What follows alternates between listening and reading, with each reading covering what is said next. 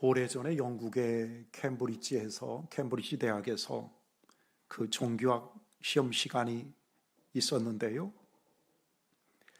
포도주를 만드신 예수의 기적을 신학적인 관점에서 해석하라는 것이 그날의 문제였다고 합니다. 강의실 안에 모든 학생들은 저마다의 준비한 답안을 열심히 작성해 나가기 시작했습니다. 그런데 시험 감독을 하던 교수님은 창밖에 먼 산만 바라보고 있는 한 학생을 발견합니다. 답안지에는 단 한 글자도 적지 않은 채 말입니다. 그 시험 감독관은 그 학생에게 다가가서 말했습니다. 왜 학생은 답안지를 작성하지 않나? 그랬더니 그 학생이 대답했습니다. 저는 쓸 말이 없습니다. 교수님은 어이가 없었습니다. 시험이 끝나기 5분 전까지도 그는 미동도 하지 않은 채 창밖만을 바라볼 뿐이었습니다. 강의실엔 이제 그 교수님과 그 학생만 남아 있었습니다. 그 교수는 학생에게 다가가 최후 통첩을 했습니다. 단 한 줄이라도 쓴다면 낙제는 면하게 하겠네. 그러자 그 학생은 이윽고 펜을 들더니 답안지에 답을 적었습니다. 물이 그 주인을 만나니 얼굴이 붉어지더라. 시험 문제가 포도주를 만드신 예수님의 기적을 신학적 관점에서 해석하라였다고 말씀을 드렸습니다. 그 교수님은 이 답안지를 보고 최우수 학점을 그에게 주었다고 합니다. 우리 그런 말이 있습니다. 어느 날 아침 눈 떠봤더니 유명인이 되어져 있더라. 영국의 시인 바이런의 이야기인데요. 이 이야기가 바로 그 바이런의 이야기입니다. 이 짧은 이야기를 통해서 우리는 이 바이런이 왜 불멸의 시인이 되었는가를 알 수 있습니다. 바이런은 시인으로서 그 천재성을 이 한 줄에 유감없이 담아내었던 것입니다. 물이 그 주인을 만나니 얼굴이 붉어지더라. 바이런의 답에는 그리스도인의 삶이 어떤 것인가에 대한 통정적인 이해와 통찰이 들어 있습니다.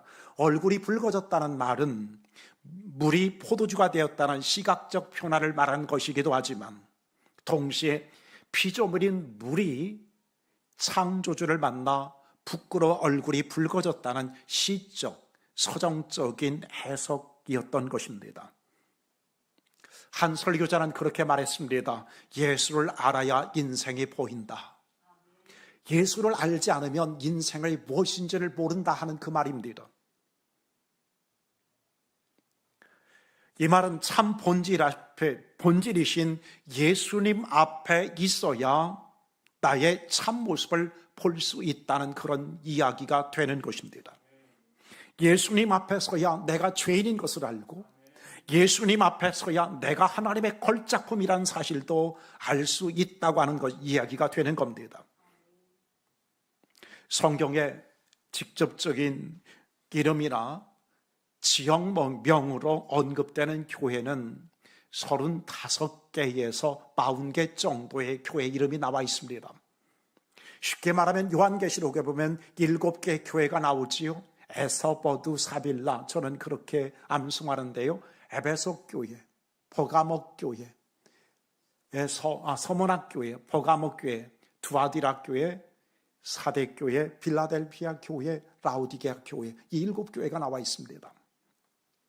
그리고 바울 서신을 받은 교회가 또 7교회입니다. 우리가 아는 것처럼 갈라디아 교회.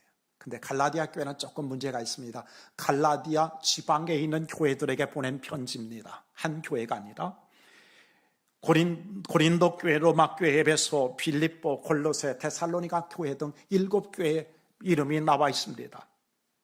그 외에도 편지를 받지는 않았지만 존재했던 교회들을 우리는 성경에서 확인할 수 있습니다. 쉽게 말하면 예루살렘 교회, 안디옥 교회, 그리고 브리스길라와 아굴라 집에 있는 교회. 성경에는 그렇게 나와 있거든요. 브리스길라와 아굴라 집에 있는 교회. 그런데 그 교회는 2교회입니다. 왜냐하면 그들은 로마에서도 자기 집을 공개해서 교회를 세운 적이 있고요. 에베소에서도 똑같이 자기 집에서 예배를 드려서 그 교회가 2교회입니다. 그리고 빌레몬의 집에 있는 교회, 그 교회는 골로새 교회일 거고요. 눈바의 집에 있는 교회, 라우디게아 교회를 그렇게 언급하고 있습니다. 기타 언급되는 지역 교회들도 여러 교회가 있습니다. 비시디아 안디옥 교회를 비롯한 이고니온, 루스트라, 더베, 베레아, 아테네, 겐그레아, 히에라볼리, 드로아, 요빠, 가이사라, 다베세, 쿠브로, 그레데 등 많은 교회들이 있습니다. 이런 모든 교회가 소중하지만 저는 그 중에서도 안디옥 교회와 빌립보 교회를 가장 사랑합니다. 선교를 시작한 안디옥 교회, 인간적 정이 넘쳤던, 그래서 바울에게 너무나 따뜻하게 되어줬던 그 모습이 너무 사랑스러워서 저는 빌립보 교회를 참 좋아합니다. 하지만 교회의 원형을 이야기한다면 최초의 교회인 예루살렘 교회를 우리는 생각해야 됩니다. 지난 주일부터 저는 교회에 대해서 설교를 이제 시작했는데요. 우리는 이제 교회의 원형인 이 예루살렘 교회를 보면서 우리의 교회가 어떠한 교회가 되어야 될 것인가 하는 그런 모습들을 생각해 보려고 합니다. 이 교회의 기준이 되는 교회, 교회의 모델이며 교회의 원형이 되는 교회이기 때문에 그렇습니다. 왜 기준이 되는 교회가 중요할까요? 어느 마을에 숙련된 대장장이가 있었고요. 그의 밑에서 일하는 조수 한 사람이 있었습니다. 대장장이는 조수에게 말편자 100개를 똑같이 만들라고 명령하고 잠시 여행을 다녀오게 됐습니다. 여러분, 편자란 말은요, 젊은 사람들은 잘 모를지 모르겠는데 말굽에다가 잘 달지 않도록 옛날 우리 아버님은 징을 박았다 그렇게 얘기를 했는데요. 그 쇠붙이를 박아가지고 이 말이 다니는데 불편함이 없도록 하는 것이 바로 이 편자입니다. 실제로 영어의 그 표현은 horseshoe 그렇게 되어 있다고 합니다. 그러니까 뭐냐면 말의 신발 그렇게 되어 있다 그 말입니다. 조수는 열심히 말편자를 만들기 시작했습니다. 서툰 조수는 대장장이가 준 말편자를 가지고 이제 첫 번째 편자를 만들었습니다. 그리고 만든 그 편자를 가지고 또다시 두 번째 편자를 만들고 그 두 번째 편자를 가지고 세 번째 편자를 만들고 계속해서 편자를 100개를 다 만들었습니다. 그리고 흡족하게 우리 주인이 오시면 이것을 자랑해야지 그렇게 생각하고 있었습니다. 근데 여러분, 그와 같은 방식으로 계속 직전의 복사본을 기준으로 삼아서 편자를 만들게 된다면 그 편자의 오차가 1 내지 2mm라 한다 할지라도 나중에 보면 이것이 엄청나게 큰 편자를 그 오차를 가져올 수 있다고 하는 것이지요. 그래서 나중에는 이 편자는 쓸모없는 고물에 불과할 수 있다고 하는 것입니다. 반면에 숙련된 대장장이는 항상 처음 기준이 되었던 그 원형만을 대고서 다음 편자를 만드는 겁니다. 두 번째도 처음에 원형을 가지고 또 만들고 99번째도 100번째도 그 처음에 그 원형만을 가지고 이 편자를 만들기에 거기에는 오류가 없는 겁니다. 오류가 있다 할지라도 1, 2mm밖에 똑같이 없는 겁니다. 그래서 이 첫 번째인 이 원본이 그만큼 중요한 이유인 거지요. 그러니까 교회의 첫 번째 원형은 우리가 좋아하는 교회가 아니라 바로 예루살렘 교회가 바로 그 원형이라고 하는 것입니다. 그래서 우리는 이 예루살렘 교회를 살펴보므로 우리 교회가 어떤 교회가 될 것인가를 함께 생각해 보려고 하는 것입니다. 우리 42절 말씀을 2장 42절 말씀을 우리 함께 읽도록 하겠습니다. 2장 42절 함께 읽습니다. 시작.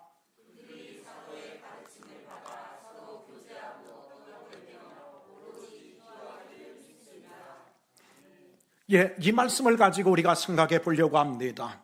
이 말씀 속에 예루살렘 교회가 어떤 교회인지를 충분히 말씀하고 있기 때문입니다. 예루살렘 교회는 첫째로 말씀 공동체였다 하는 것입니다.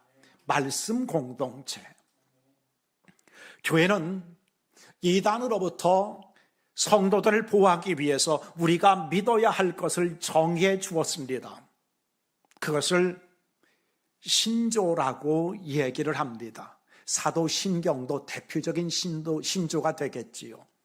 그러니까 이 신조란 말은 뭐냐면 우리가 반드시 믿어야 할 핵심 진리, 그런 말이 신조란 말입니다. 이 신조를 만들어냈습니다. 우리는 이것을 믿습니다 하는 그런 얘기입니다.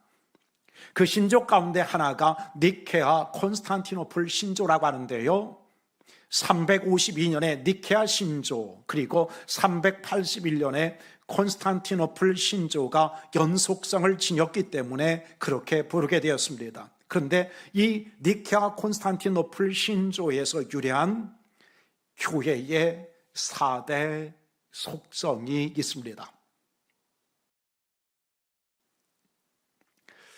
4대 신조라는 게 뭐냐? 첫째는 유일성입니다. 유일성이란 말은 하나의 교회라고 하는 것입니다. 세상의 모든 교회들은 우리 예천교회가 있고 저기에 보면 감리교회, 장로교회가 있지만 한 교회라는 것입니다. 우리의 진정한 머리는 예수 그리스도 한 분뿐이라고 말씀하는 겁니다. 우리는 같은 믿음을 가졌고 우리는 같은 주님을 섬기며 같은 성령 안에 있다고 고백하는 것이 이 교회의 유일성인 것입니다. 두 번째는 거룩성입니다.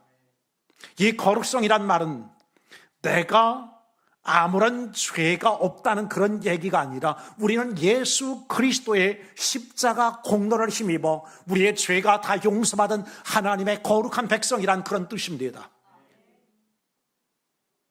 세 번째는 보편성인데요, 그것은 시공간을 초월해서 모든 시대, 모든 장소, 모든 민족 중에 존재하는 그리스도의 참된 교회 전체를 뜻합니다. 그러니까 예천교회나 나이지리아에 있는 그 활력 넘치는 그 사람들의 교회나 아니면 북한의 지하교회, 그것도 우리가 하나의 보편적인 교회다, 우리는 한 교회다, 그렇게 고백하는 것입니다. 그리고 네 번째, 사도성인데요, 사도적인 교회라 하는 것입니다.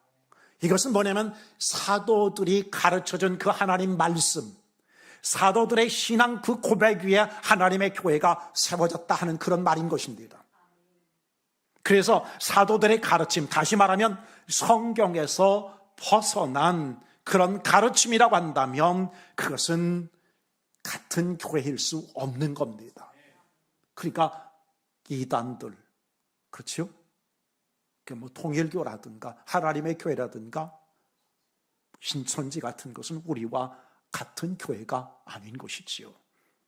오늘 이 말씀 그렇게 표현하고 있잖아요. 그들이 사도의 가르침을 받아, 사도들이 가르쳐 주신 그 복음의 기초 위에 그들은 세워져 갔다, 그렇게 말씀하고 있는 것입니다. 여러분, 성도의 감정이나 경험이 중요하긴 하지만 그것이 아니라 기록된 하나님의 말씀을 배우고 깨닫는 일에 우선순위를 둬야 될 줄로 믿습니다.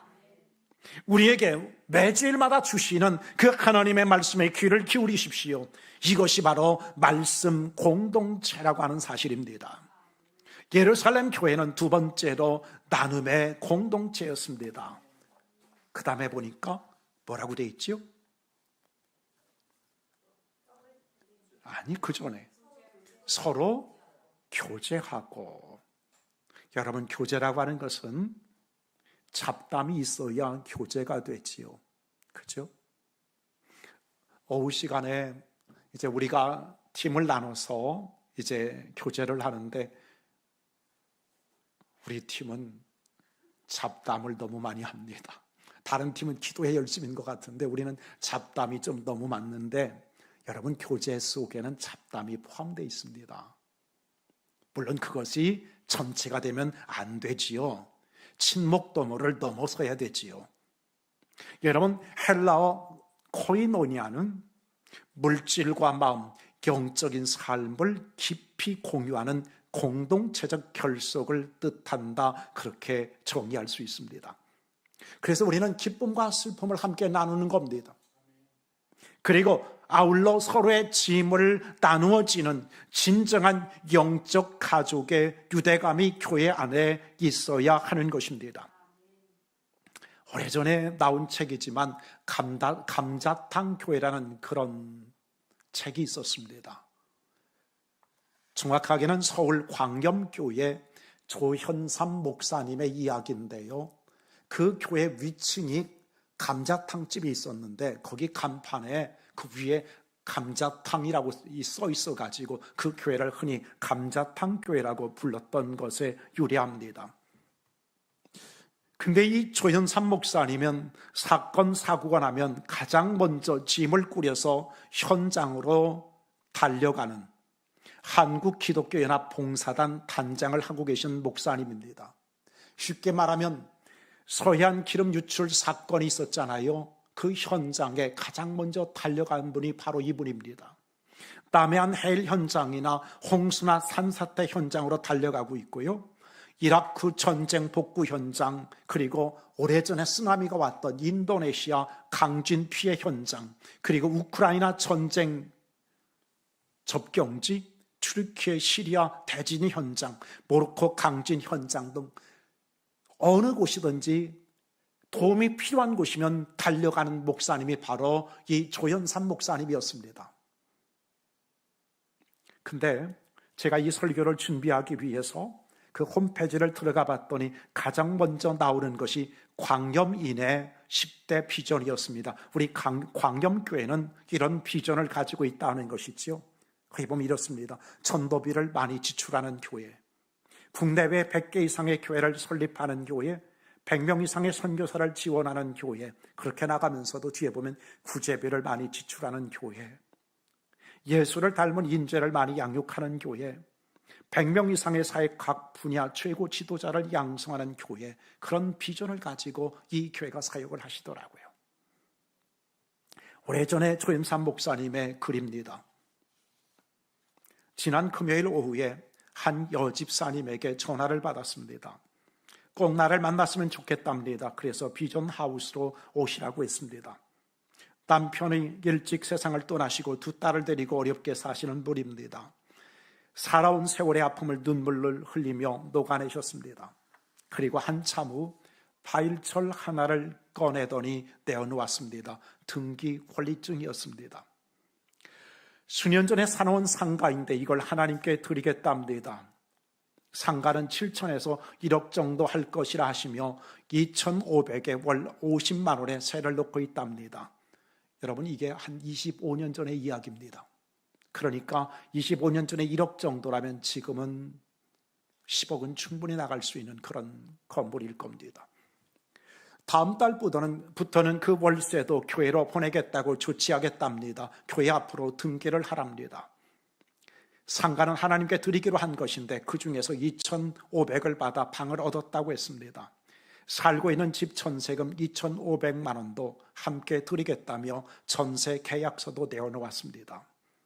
그리고는 우선 당신이 살고 있는 집을 교회에서 사랑의 집 5호로 해달라고 했습니다. 이 감자탕 교회는 그 교회 주변에 건물을 매입하거나 기부를 받아서 가난한 사람들이 와서 살 수 있도록 그 집을 그들에게 대여해주고 있었습니다.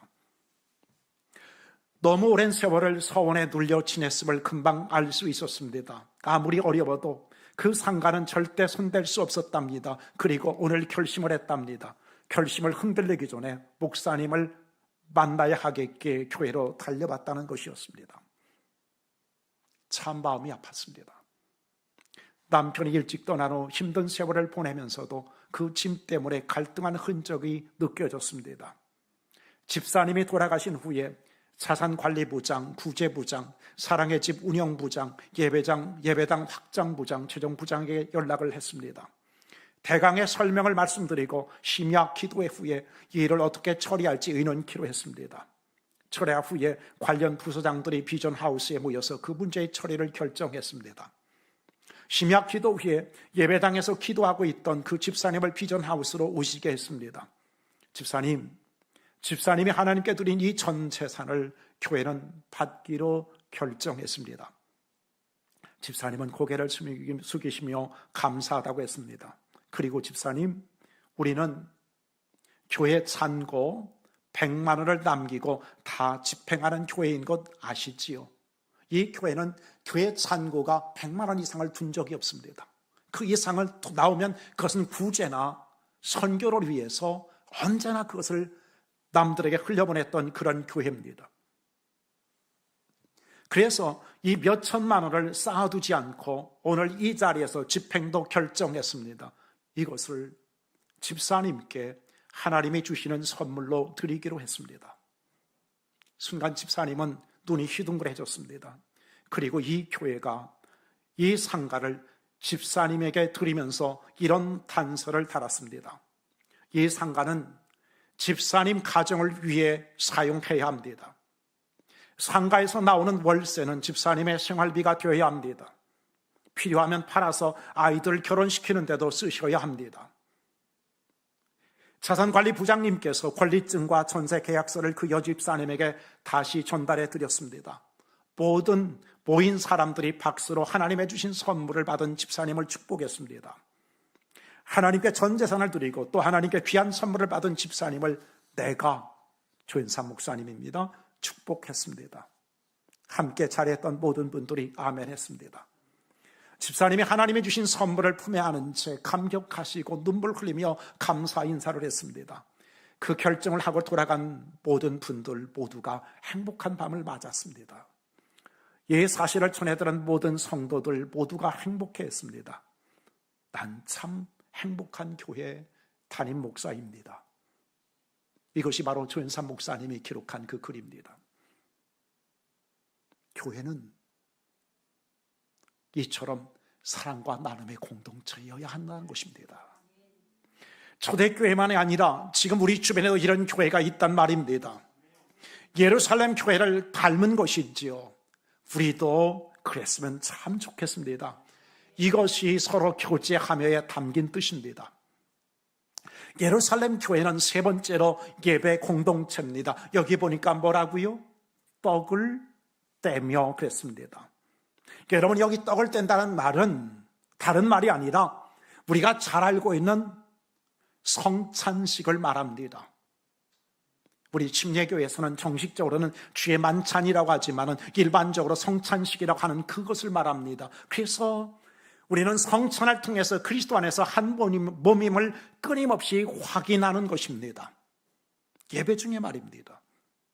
둘째는 성도들이 함께 모여서 식사하는 애찬을 말하는 것입니다. 우리가 일반적으로 성찬에 대해서는 알고 있는데 애찬은 잘 모르더라고요. 근데 애찬은 쉽게 얘기하면 우리가 예배 후에 공동 식사, 그것을 애찬이라 하면 별로 틀린 말이 아닙니다.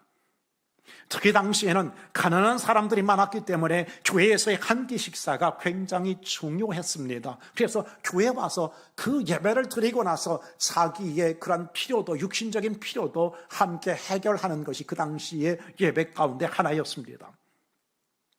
지난번 우리 집사님들이 전도하러 갔더니 예천교회 갔더니 밥을 안 주더라. 그렇게 어떤 분이 말씀하셨다고 그래요.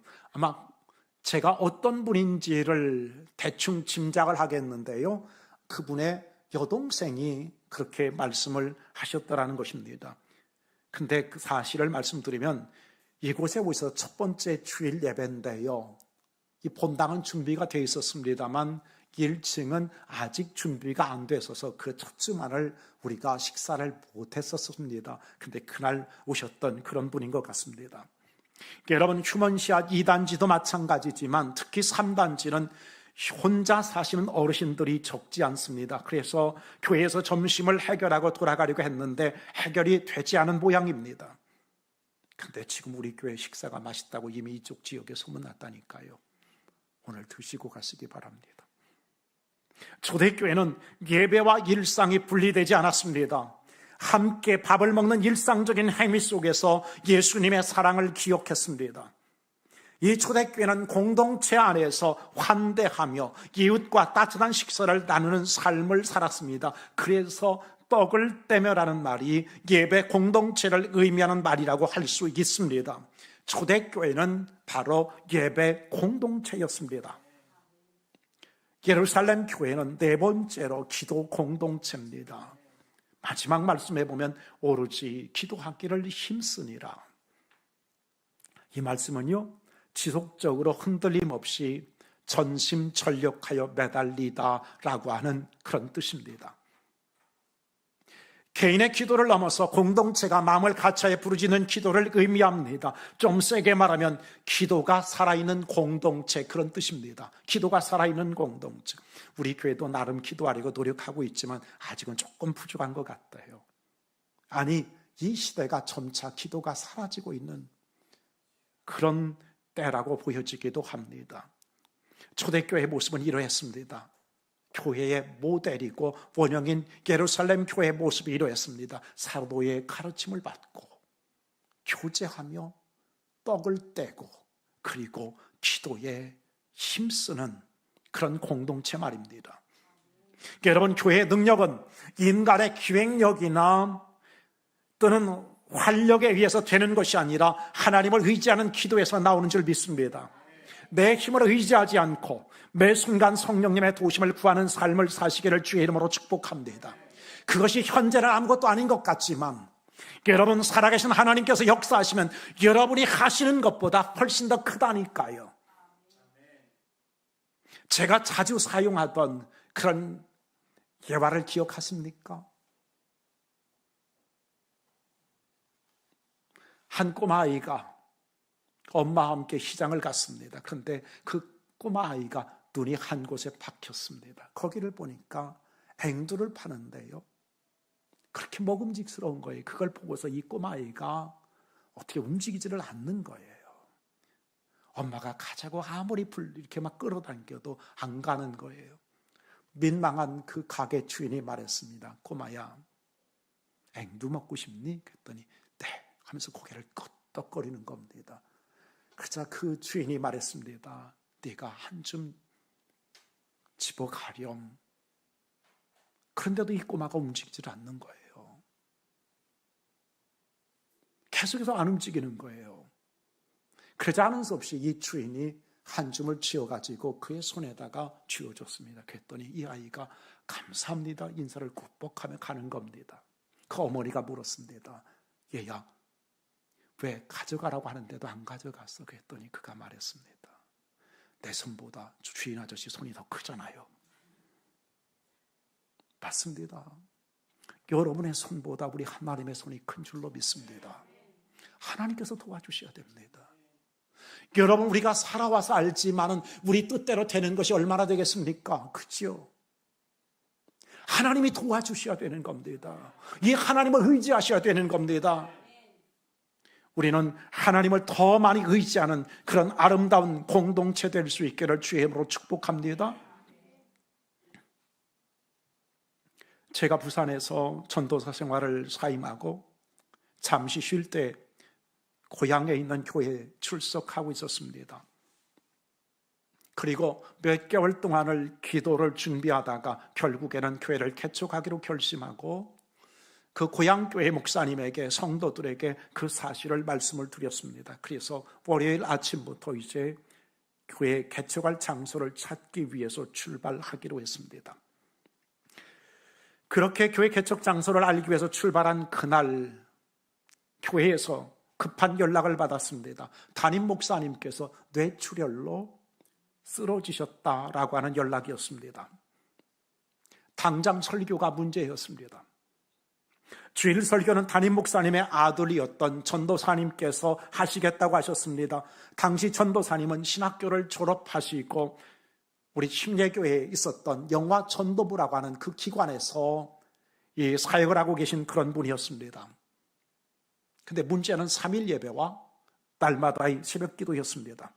당시 저희 모교회는 새벽 기도에 40명 정도가 출석하고 있는 그런 교회였기 때문에 새벽 기도가 아주 중요했습니다. 그래서 교회는 저에게 3일 예배와 새벽 기도에 설교를 해달라고 요청해 왔습니다.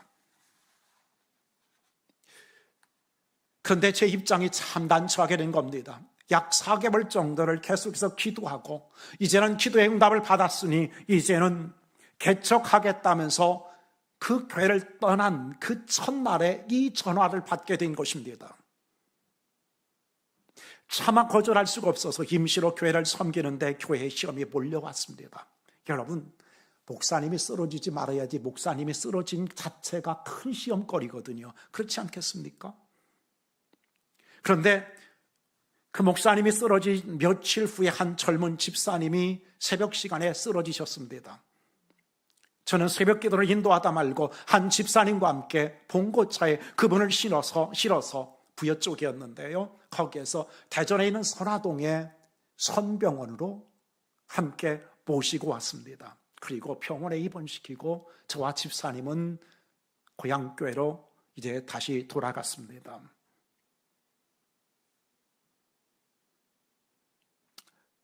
그런데요, 제가 그분을 잘 몰랐어요. 저는 그냥 국외 임시로 참석하고 있는 그런 사람이에요. 그분을 몰랐어요. 그분의 상태가 어떤지를 몰랐어요. 저는 병원에 입원했으니까 됐겠거니 생각하면서 전도사가 해줘야 될 그런 기도도 하지 않고 그냥 돌아오고 말았습니다. 그런데 왜 그 일이 후회스러웠냐면 그날 저녁에 그분이 돌아가신 겁니다.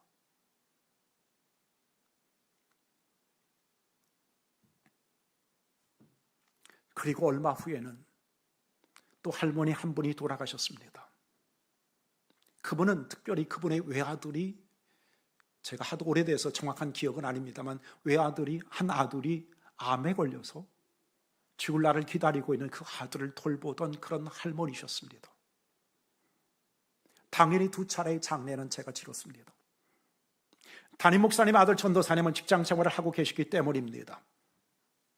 그 뒤에도요, 제가 8월경으로 생각되는데 광주 무등산 기도원에 가서 친구 목사님과 함께 금식 기도를 할 때 또 한 분이 돌아가시기도 했습니다. 연세가 높으신 분이라서 큰 시험거리는 아니었지만 담임 목사님이 안 계신 상황이 시험이었지요. 친구의 할머니기도 하셨는데 개척을 두고 일주일 금식 기도 중이라서 저도 내려가지를 못했습니다. 시간이 지나서 담임 목사님은 퇴원을 하셨는데 뇌졸중의 후유증을 가지고 계셨습니다. 언어의 능력을 많이 잃으셨고 몸을 제대로 가누지를 못했습니다. 사실 주일 설교를 하시는 목사님의 아들 전도사님은 전문 사역자가 아니라서 말씀에는 많이 부족했습니다. 성도들이 불만은 깊어져 가자 사모님은 담임 목사님을 강단에 밀어 올리셨습니다. 뇌 손상을 입은 상태라서 목사님은 그러시더라고요. 헌금 기도를 2번 하시더라고요. 그럼에도 불구하고 사모님은 은퇴할 생각이 전혀 없으셨습니다. 저도 교회 개척을 준비하고 있었기 때문에 더는 지체할 수가 없었습니다. 그래서 개척을 준비하겠다고 나가려고 하자 집사님들이 저에게 말했습니다. 교회가 이 지경인데 어떻게 교회를 놔두고 개척을 한다고 하느냐. 그때 제가 말했습니다. 제가 신학교 다닐 때에 아내가 구역 예배를 드린다고 가는데 돈 1,000원이 없어서 어쩔 줄 몰라 했을 때 여러분은 뭘 하셨는데요?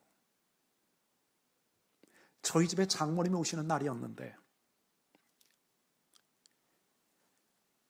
석유골로에 골로를 여러분 아세요? 석유골로에 석유를 넣지 못해서 그 골로를 켤 수가 없는 그런 상황이 된 거예요. 그런 상황에서 장모님이 오시는 거예요. 그때 여러분들은 무엇을 하고 지금 저에게 교회를 위해 희생치 않는다고 말하십니까? 감사하게도 교회는 저의 책망을 노엽게 받아들이지 않으셨습니다. 그리고 집사님들이 저에게 우리가 잘못했습니다 하면서 정중히 사과를 했습니다.